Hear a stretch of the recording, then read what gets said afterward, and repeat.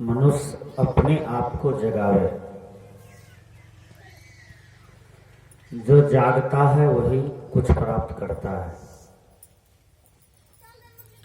जो सोता है संसार में वह कुछ भी प्राप्त नहीं कर पाता है।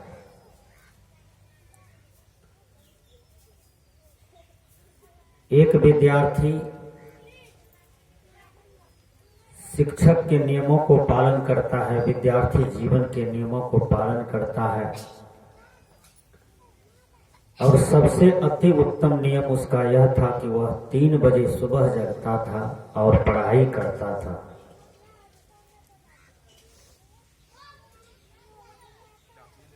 सभी विद्यार्थी में उसका नियम उत्कृष्ट था, सर्वश्रेष्ठ था। वह बहुत आगे बढ़ा, इतना आगे बढ़ा कि एक दिन आईएएस अफसर बन गया, वह जिला का मालिक हो गया। तो पढ़ते बहुत हैं, आईएएस कोई कोई हो पाते हैं। तो जो जागता है वही कुछ प्राप्त करता है, जो सो जाता है उसका जीवन भी सो जाता है। आपने सुना होगा कि सोवत गेल बिगोय हो रमैया राम, जो जागल सो पावल हो रमैया राम। भगवान बुद्ध जागे तभी पाए, और जगे कैसे? बुद्ध ने केवल लाश को देखा, मुर्दा को। तो जो बगल में था वो सारथी था उनका, उसी के पिता का नौकर था। उसी से प्रश्न किया, ये कौन है? कहा ये सारथी। सारथी कहा ये तो मुर्दा है। कहा मुर्दा क्या होता है? कहा मुर्दा उसको कहते हैं जिसमें जीवंतता न हो, चेतना न हो, समझने बुझने की शक्ति न हो, उसी को मुर्दा कहते हैं। कहा इसमें जो रहने वाला था, देखने वाला था, बुझने वाला था, विचार करने वाला था, चलने फिरने वाला था, वह तत्व कहां चला गया? वह शक्ति कहां चली गई? कहा मुझको पता नहीं है वह कहां चला गया।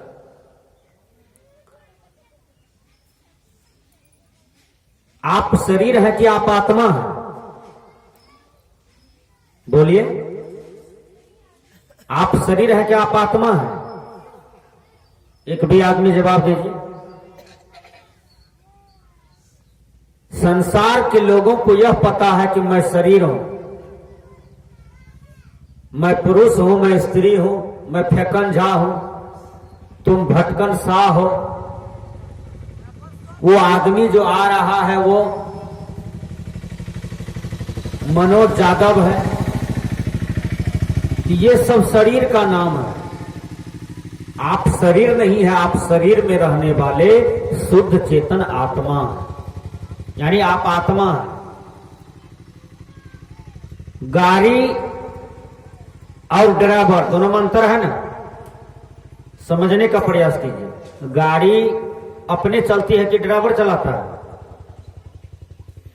ड्राइवर चलाता है कि अपने चलती है? अपने से गाड़ी अकेले चले जा, पूर्णिया चले आवे, अपने मन से गाड़ी होगा कि ड्राइवर चलाता है? उसी प्रकार शरीर के अंदर में जो रहने वाला चेतन है, आत्मा है। आप आत्मा है, आप चेतन है, आप शरीर नहीं है। आप गाड़ी नहीं है, गाड़ी को चलाने वाले आप ड्राइवर है। आप क्या कहते हैं? मेरी तबीयत खराब है, कहते हैं ना। हमारे शरीर में बीमारी है, इसका मतलब है कि आप शरीर नहीं है, हमारे शरीर में बीमारी है। आप हमारे हैं, हमारे का मतलब आत्मा, हमारे का मतलब चेतन, हमारे का मतलब जीव। यह शरीर में जीव का निवास हुआ है।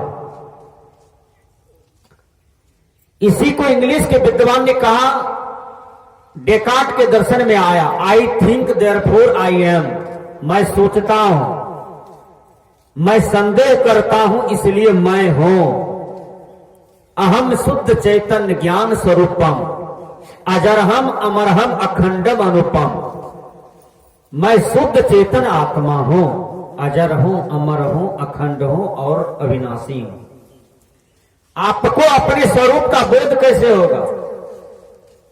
आपको आज तक अनादिकाल से केवल इतना ही बोध है कि मैं शरीर हूं, शरीर संबंधी जीवन जीता हूं, शरीर संबंधी भरण पोषण करता हूं, एक दिन शरीर के साथ मर जाता हूं। केवल इतना ही ज्ञान है ज्यादातर लोग को। इसलिए वह शरीर संबंधी अपने आप को मान करके दुखी रहता है। शरीर मान करके, शरीर संबंधी प्राणी पदार्थ मान करके दुखी रहता है। जिस दिन उसको यह यथार्थ बोध हो जाता है कि मैं आत्मा हूं, शरीर से भिन्न हूं, संसार से भिन्न हूं, संसार की कोई शक्ति आत्मा को छू नहीं सकता है, मार नहीं सकता है, आत्मा अमर है, आत्मा को कोई मार नहीं सकता है, पीट नहीं सकता है, जला नहीं सकता है, सुखा नहीं सकता है, भिगा नहीं सकता है। यह बोध जिस दिन आपको हो जाएगा उस दिन आपके जीवन में सच्ची विद्या हो गई, सच्चा ज्ञान हो गया। कबीर साहब ने कहा आत्मज्ञान बिना नर भटके, कोई मथुरा कोई काशी। एक लकड़हारा था, एक लकड़हरनी थी, यानी दोनों पति पत्नी। कथा बहुत सुंदर है, याद कर लीजिए आप लोग। दोनों पति पत्नी जंगल गए और लकड़ी चुन रहे थे। जब शाम हो गया तो लकड़हारा की पत्नी कहते हैं पतिदेव संध्या हो गई, संध्या आने वाली है, संध्या हो गई है, संध्या भरखर आने वाली है, जल्दी जल्दी कीजिए, लकड़ी बांधिए, भागिए। उसी जंगल में दो बांस हट करके एक बाघ था बैठा हुआ। बाघ इस बात को सुन रहा था। लकड़हारा की पत्नी जो कहती थी कि जल्दी जल्दी कीजिए, संध्या होने वाली है, संध्या आने वाली है, बाघ को डर से पसीना छूट गया कि आखिर संध्या कैसा होता है जो आने वाली है। उसके डर से ये दोनों परास्त है, भागने वाला है। किसको डर हुआ? बाघ को। बाघ डर के मारे पसीना से वही कतरा झोर में बैठले रह गया कि कहीं संध्या आवे, हम ही को न पकड़ लिया, बहुत मार मारे हैं। बाघ इसके डर से उझाड़ी में बैठले रह गया। एक धोबी था, धोबी को गधा था, गधा पालता था।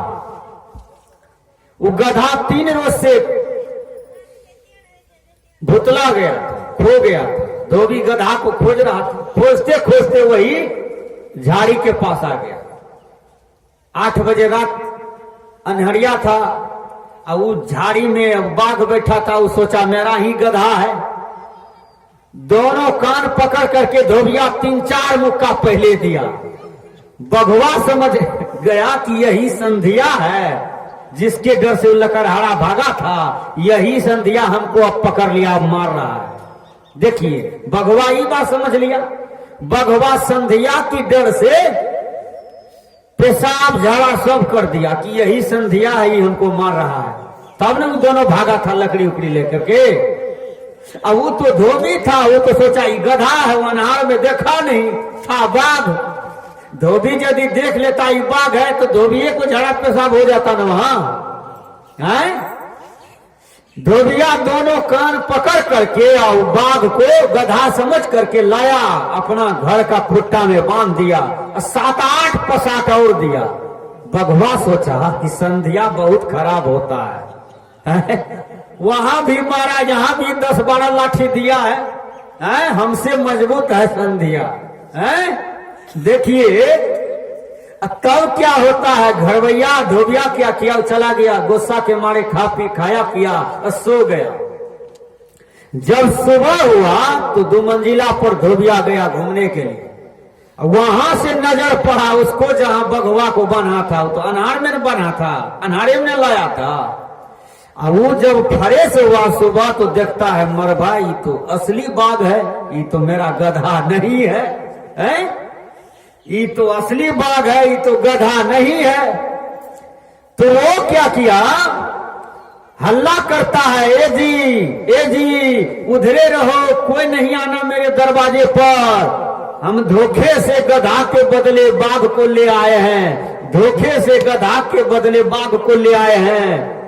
ये बात बघवा सुन लिया, बघवा हिंदी समझता था, ये बात सुन लिया। जैसे सुना ना बघवा सोचा, अरे मैं तो असली बाघ हूं, मेरी शक्ति तो इसके आगे में बड़ी शक्ति है, ये तो हमारे आगे में फेल है सब, हैं? बघवा जोर से गर्जन किया, बस रस्सी तोड़ करके जंगल भाग गया। जब उसको अपने शक्ति का बोध हुआ तब न रस्सी तोड़ करके भागा जंगल की तरफ। शक्ति किसने बताया, वही मनुष्य हल्ला करके बताया, बघवा को ज्ञान हुआ। उसी प्रकार इस जीव भूला हुआ है, कहां, शब्द में, स्पर्श में, रूप में, रस में, गंध में। ये आपका आहार नहीं है, ये आपका भोजन नहीं है। काम, क्रोध, लोभ, मोह, अहंकार, ईर्ष्या, राग, द्वेष, जलन, ये सब आपका भोजन नहीं है। ये आप खुराक जो दे रहे हैं अनादि काल से, इससे जीव को दुर्गति ही होती है, सदगति नहीं होता है। इसलिए वही बाघ के तरह आप भी संसार में शेर है, यानी आप शुद्ध चेतन आत्मा है, आप संसार विकार नहीं है। आप संसार विकार को पकड़ करके दुखी न रहे। कंबल का भालू था, नदी में धंसा हुआ भालू,